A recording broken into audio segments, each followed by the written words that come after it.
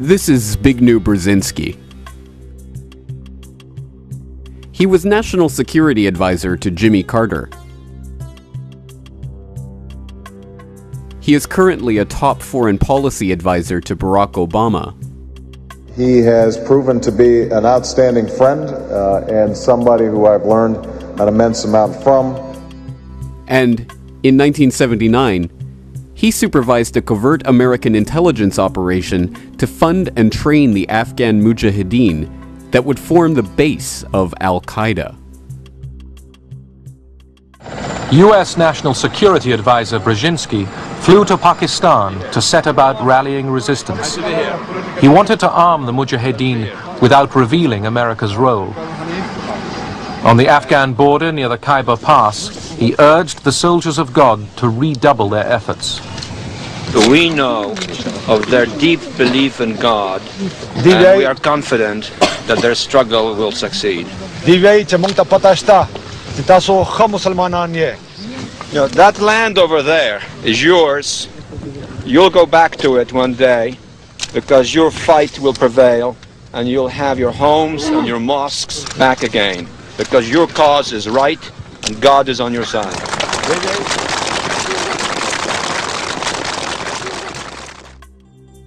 The CIA involvement with the Afghan Mujahideen, including an estimated $3 to $20 billion of American taxpayer money that was spent by the US to train and equip them, has been known and acknowledged for years. The operation was part of a Cold War gambit to bog down the Red Army in what was to become the Soviet Union's own Vietnam. An unending struggle to occupy a country against a determined, and, thanks to the CIA, well-funded and trained guerrilla resistance. We must recognize the strategic importance of Afghanistan to stability and peace. A Soviet-occupied Afghanistan threatens both Iran and Pakistan and is a stepping stone to possible control over much of the world's oil supplies. The scheme, known as Operation Cyclone, was in fact an amazing success.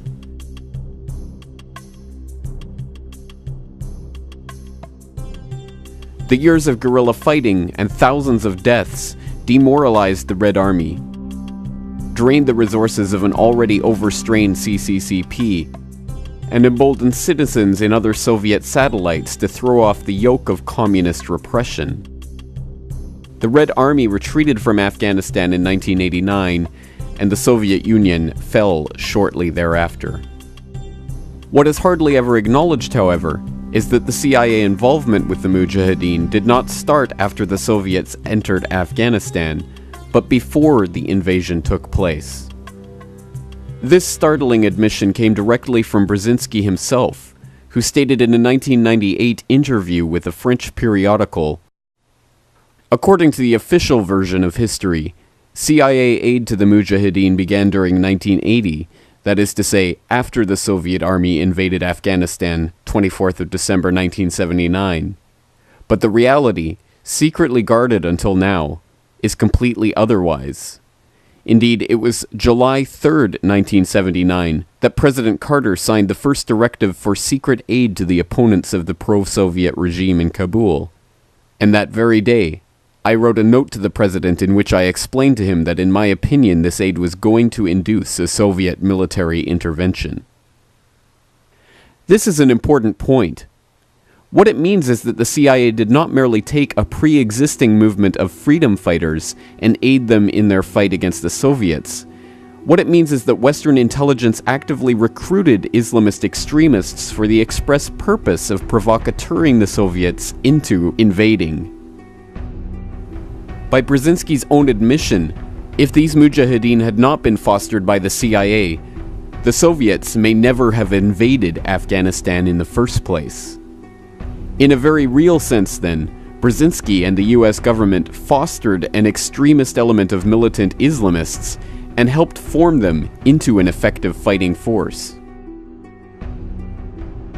It was from the ranks of these Afghan Mujahideen that another group was to emerge, composed mostly of so-called Arab Afghans or foreign fighters who came to Afghanistan to take up the jihad against the Soviets. The expulsion of the Soviets from Afghanistan was to be just the first of their battles, and after the Red Army left, their attention was to turn elsewhere.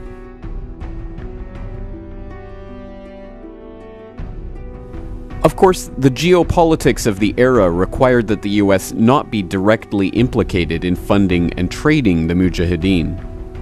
Domestically, Americans would have been outraged had they been aware that they were footing the bill for training and equipping Islamic militants. And internationally, if the Soviets knew the extent of the CIA involvement in the region, it could have brought the two superpowers to the brink of World War III. Consequently, the training, arming, and funding of the Mujahideen was run through a series of fronts and compartmentalized so that not even those supposedly directing the operation knew its full extent. The official story is that US funding, arms, and training went exclusively to the Afghanis, with the money for the foreign jihadists, or so-called Arab Afghans from which Al-Qaeda would spring, coming from the Saudis. The facts on the ground, however, tell a very different story. Within this group of Arab Afghans was an even smaller group centered around Osama bin Laden, a Saudi-born heir to the bin Laden family construction fortune. In Afghanistan in the late 1980s, his group consisted of about a dozen people. This group was known as Al-Qaeda, or so we are led to believe. Bin Laden himself claimed in his last authenticated interview in late 2001 that the name came from Abu Ubaidah al-Banashiri, one of his accomplices in establishing the training camps in Afghanistan.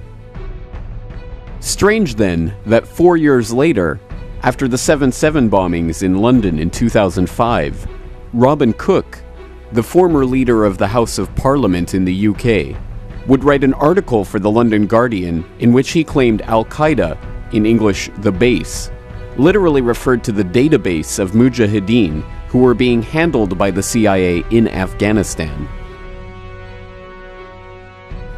Some researchers have even noted that Al-Qaeda is a slang term for the toilet in Arabic, hardly a name for a shadowy global terrorist organization. Regardless of how the group got its name, the fact is that this small group of militants were nurtured with the Afghan Mujahideen by the CIA at the behest of Zbigniew Brzezinski. There is evidence of direct US involvement with Osama bin Laden and the hardline Arab militants in all three areas of Operation Cyclone, including funding, training, and arming the Arab Afghans.